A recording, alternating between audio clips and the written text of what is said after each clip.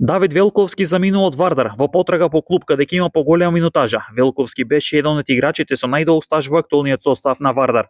По разделбата на пролигаш од Беса со Бобан Бабунски, нов тренер на клубот ќе биде Горас Михајлов, откако искусниот стратег пред неколку денови се раздели спогодбено со Бреера Струмица.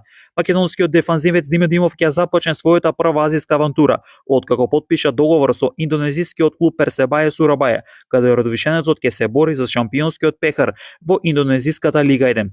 До редакцијата на спортска мрежа пристигна соопштение од поголем дел од клубовите од првата и втората македонска фудбалска лига, преку која тие реагираат за висината на субвенциите, но исто така бараат и одговори на неколку прашања кои се адресирани до Министерството за спорт. Повеќе на нашиот портал sportskамрежа.mk.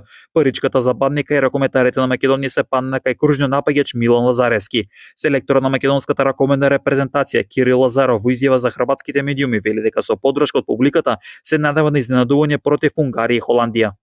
Една минута спортски вести на спортска мрежа.